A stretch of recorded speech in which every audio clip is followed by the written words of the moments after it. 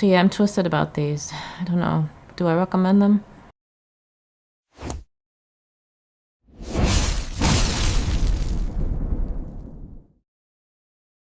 Okay. So I've done a few audio products on this channel. And one of the ones that I did a comparison against another pair of earbuds not too long ago were the SoundPeats Capsule 3 Pro. Maybe you remember these.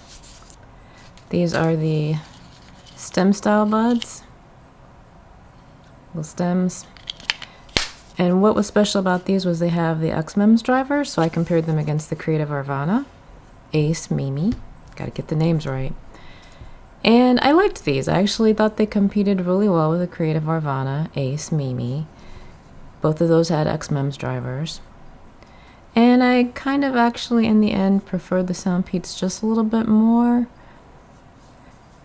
But now SoundPeats has come out with something new. Perhaps you've seen or heard about it. It is these, the H3s. And these are a little bit different. Instead of being stem style, these look like in-ear monitors. If you like gold, they're actually really pretty. They've got a transparent body. Got the ear tips. And this gold kind of stylized S for the SoundPeats. Do I have it the right way? I don't know. Yeah, well, this way I think. That's a stylized S for the SoundPeats. And they're really pretty. And if you've used wired in-ear monitors, IEMs, then you'll recognize this body style. It's very similar to IEMs that you can get with wires. In fact, it looks like, you know, they just plugged in the holes here at the end where the wires would go.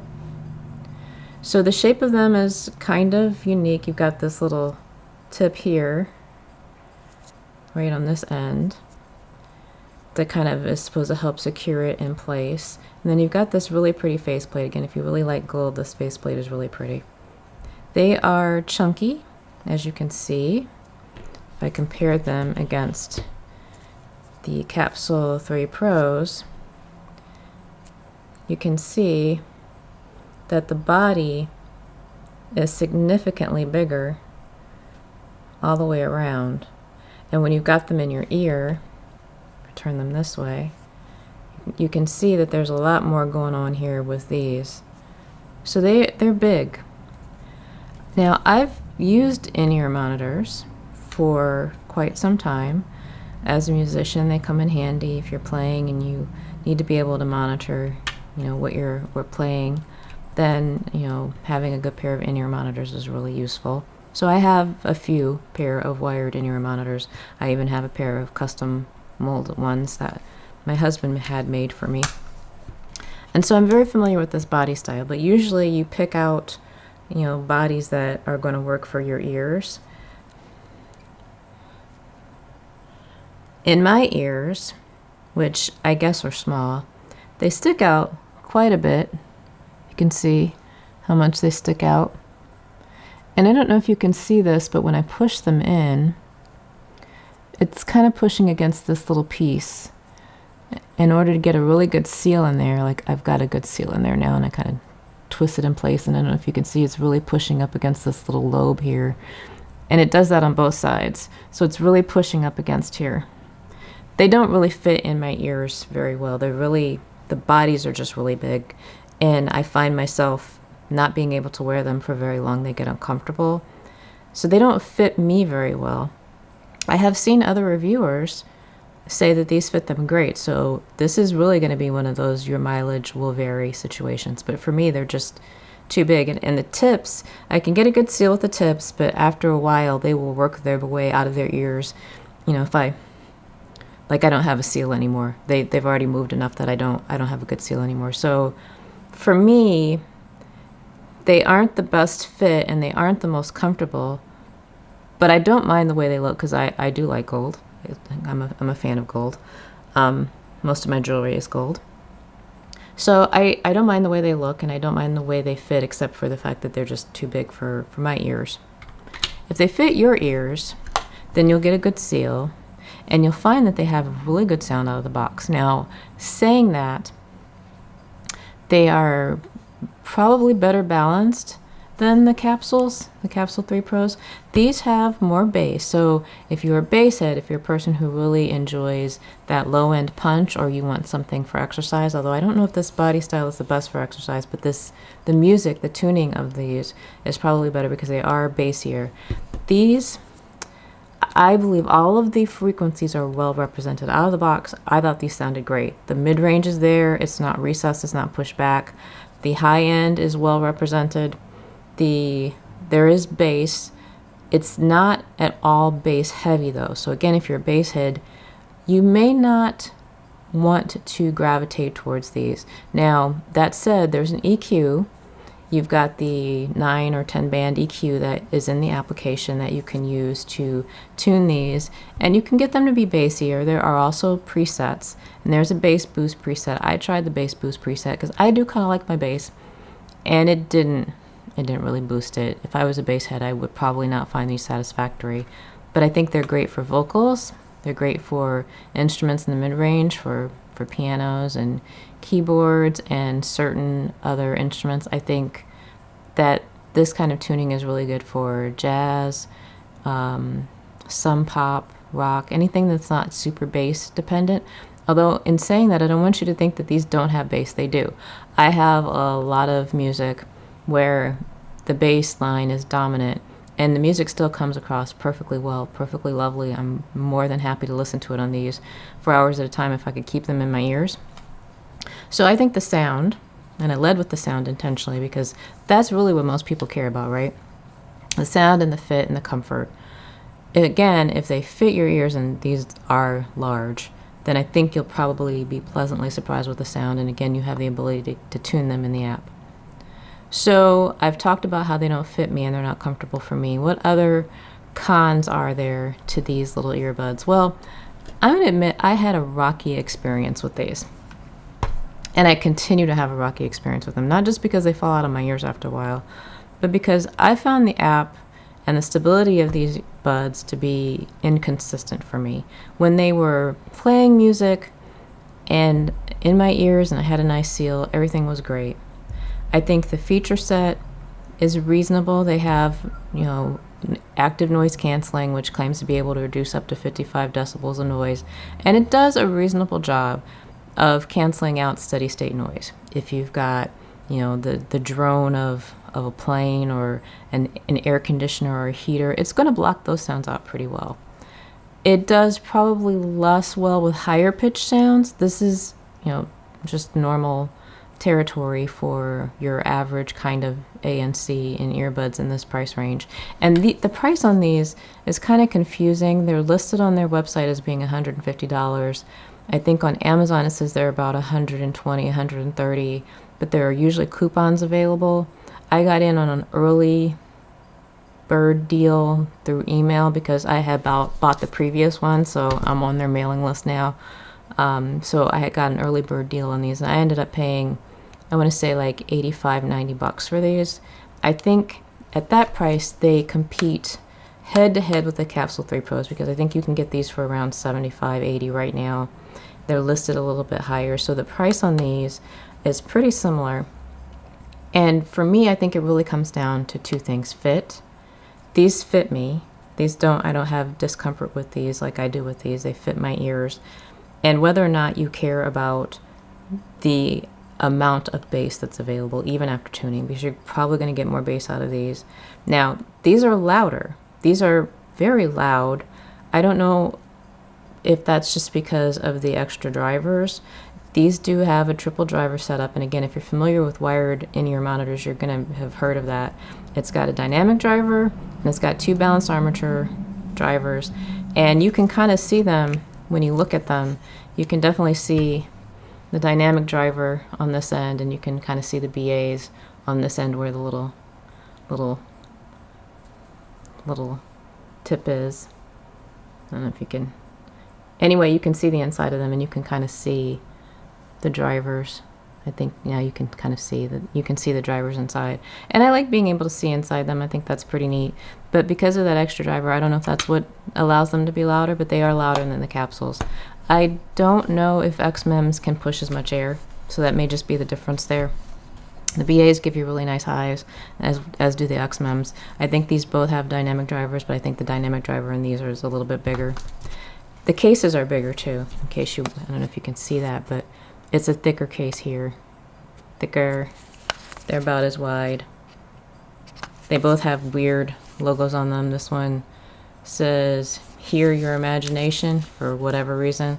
And this one says, "Hear the difference." I don't know if you can even see that, but it says "Hear the difference" for, again, whatever reason. So they like "hear" logos on their devices. So I had some problems with connectivity where I'd be listening to music and I don't know if I'd click away from something or if I'd pause the music or I'd try to come back and play, but there were a number of times, more than twice, in the span of just a few days of listening to them where I'd go back to play music, whether I would click a button on my tablet or click the touch controls on the device, and there would be no audio. And I'd go look at my tablet and be like, yeah, no, it's connected. It thinks it's playing through them. It's not. So I'd have to take them out of my ears, put them back in the case, wait a few seconds for the tablet to realize, okay, it's not connected, put them back in my ears, and then start all over. And I had to do that a few times. I don't know if this is a problem with my particular set. I would be curious to know if anybody else is having these problems, but I've definitely had connectivity problems. In terms of range, I find that they are just above average. I can go outside and get my mail, and they kind of get wonky as I get to the mailbox, but they're still mainly connected. They stay mainly connected throughout my house. I can go a couple of rooms away from my office and not have to worry about the disconnects. They do have their limits, and again, I live in an old house with plaster walls, so a lot of Bluetooth earbuds just don't do well in this environment. So connectivity from a range perspective is decent. It's just I didn't find that they would consistently stay connected to, and I don't even want to say connected because, again, the tablet said it was connected. They just wouldn't consistently provide audio for whatever reason. So I had problems there from a connectivity perspective. I had a lot of problems with the app. I want to blame my app problems on the fact that I was using them on a tablet, and the app is not even remotely optimized for tablet use. The screens don't fit well, especially in landscape. They kind of fit better in portrait. It almost reminds me of using an iPhone app on an iPad, where things are a little bit bigger than they should be. Nothing looks quite right. You can't resize the window the way you want to. It kind of feels like that, but worse, because sometimes you can't even get to buttons, or you can't scroll down and see the whole screen. So I really think some of my app problems are just the fact that it's not a tablet optimized app, at least not for a large tablet. I have used it on a smaller tablet, like I've used the app on my Tab Active 5, which is I always use in this orientation. I never use it in landscape. I don't have any problems on that one. But on my larger Samsung Galaxy Tab S11 Ultra, which you've seen me review, and it's a big tablet, the app looks terrible on it. Almost unusable, especially if you've got the thing connected to a keyboard and you don't want to rotate into portrait. It's kind of a nightmare. But the app itself, assuming that you're using it on a device that the app doesn't hate, is a competent app. But you got the EQ presets, and you've got the multi-band equalizer to change things as you want. The other problem I had, and this is something else that's in the app, is out of the box, the controls, one tap controls volume on the left and the right. You've got down and up volume and I found that was just problematic for me because, again, they don't stay in my ears, so I want to push them back in my ears, and the next thing I know, I'm blasting myself, or I've turned the music all the way down just because I'm trying to put them back in my ears. I had to change that right away. I went into the app, changed it so that one tap is play pause on one side and it controls ANC on the other side. And I don't know if that then proceeded to cause additional problems for me, because the touch controls have been terrible ever since I did that. Sometimes they work, sometimes they don't. Sometimes I'll find that I'll go to tap it and it'll power off. That's bad. They'll power back on.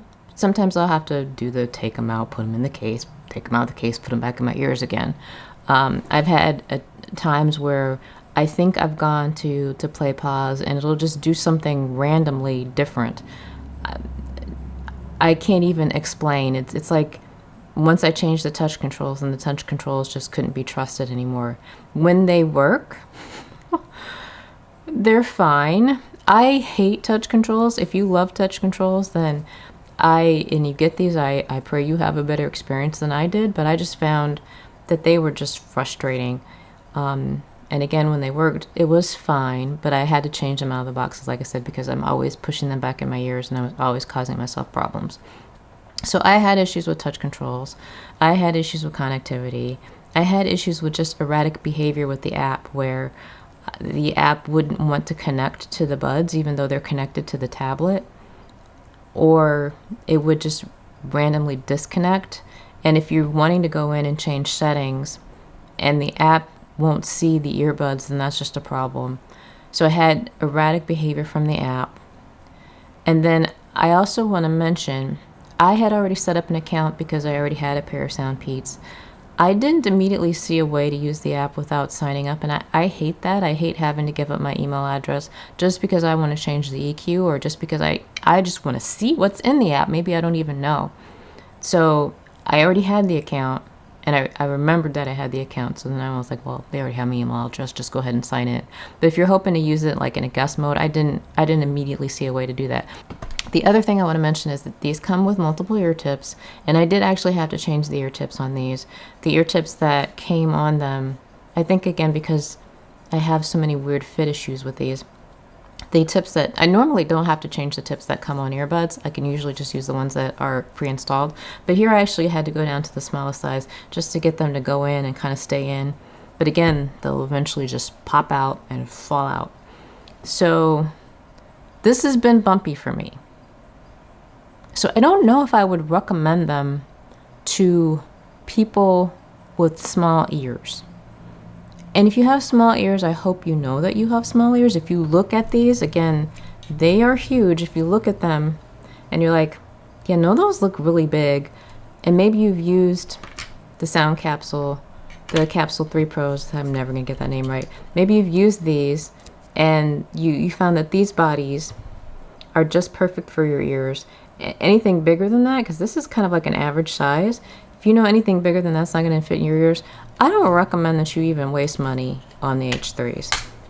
If you've ever used wired IEMs and you've used the really big bodies, I don't have any here in front of me to show, unfortunately, but if you have really big bodied IEMs that you've used with wires and you know you can accommodate those big bodies, these might work for you. Now I say that with the caveat that I also have big body IEMs that I don't have issues with. They stay in my ears that look just as big as these. I don't know if it's because of the thickness, the thickness this way. I don't know. They are long this way too, because I showed you that they pushed up against my lobe. I'm not really sure, because they're on the top. If you just look at the top, they don't look huge. But if you look at how thick they are, and you look at how long they are, I just think the combination of that means that they're only going to fit certain people's ears well.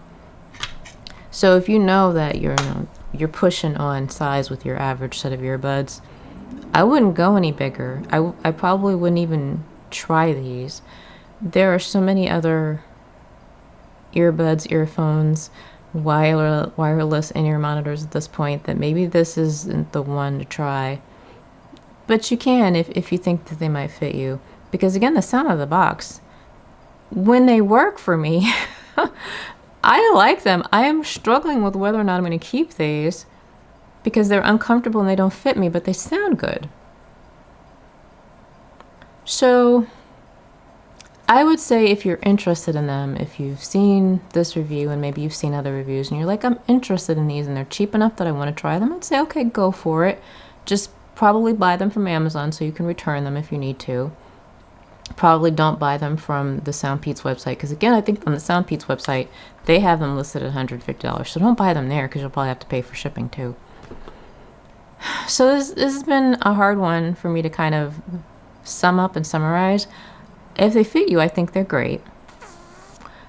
If you're looking for something for good quality listening, listening being the first priority, and noise canceling being important to you but not critical, because the noise canceling is fine. And the transparency, by the way, is pretty good. There's a little hint of a white noise at the top end. It does not pump up the volume like if you've ever used Samsung Galaxy Buds, the Buds 2 or the Buds 3. It does not pump up sound like that. So you're not going to get wowed with, well, I can hear the bugs walking around. It's not like that. No, it's pretty decent transparency. You will be able to hear your surroundings. It sounds about as loud as real life. So I give them credit for being able to make it pretty realistic. There's just, like I said, a little hint of white noise at the top that you might not even notice, because when I put them in, take them out, put them in, take them out, it sounds pretty similar. It sounds pretty good. The transparency is pretty good. The microphone performance on Quiet Room is pretty good. This is a sound recording using the SoundPeats H3. This is a triple driver wireless IEM. And this is a test to see how does the microphone sound. I am in a quiet room with no real noise around, no AC or heat running, just a quiet room. So let's introduce some noise. I've got a portable air purifier right here. I'm going to turn it on to the lowest setting and hold it right up to my mouth. That's the lowest setting. Can you hear it? How does it sound? I'm going to take it up to the medium setting. I can hear that even though I have noise canceling turned on, but it's faint. How does my voice sound? Am I still coming through pretty clear? I'm going to take it up to the highest setting now. And that's the third and highest setting for this air purifier. And again, I have it right in front of my mouth. How are the H3 managing the noise? Can you still hear me? Can you understand me okay? Turn it off. And that has been the SoundPeats H3. You get your nice lows without overwhelming in any of the frequencies. And I do like the fact that you can tune them with the EQ. There's even an adaptive EQ that tests your hearing and supposedly boosts up frequencies that you don't hear as well. I didn't notice a difference. Normally I do, but I didn't notice a difference between the stock tuning and my adaptive EQ. So they might be worth a try. But just consider the problems that I've had and ask yourself whether or not you want to potentially put up with that. I don't know what to tell you. The microphone performance in a loud room is not so good. It might crunch your voice up a little bit. The wind resistance is not super great. It will pick up on wind and probably not so much your voice. They are IPX5 rated, so you could work out outside with them on, and you could sweat in them a little bit. Again, if they stay in your ears, because if you're sweating and these are pop out of your ears, then, well, okay, now what do you do? But they do have that rating. Don't take them to the beach, because they're not rated for dust. They're just rated for water resistance. So they have some good things going for them. The battery life is decent, 7 hours without ANC or LDAC. These support LDAC. They support all the flavors of aptX. And if you saw my review on the Q-Style QCC Dongle Pro Plus, these are some earphones to try with that, because they support LDAC and they support aptX lossless. So if you wanted to pair these to the dongle and then take the dongle around from device to device, that's an option. Again, if they fit you and you don't have problems with the app. You don't have to use the app though, because again, the tuning outside of the box is actually pretty decent. H3s. If they've intrigued you, give them a try. If you got small ears, run for the hills.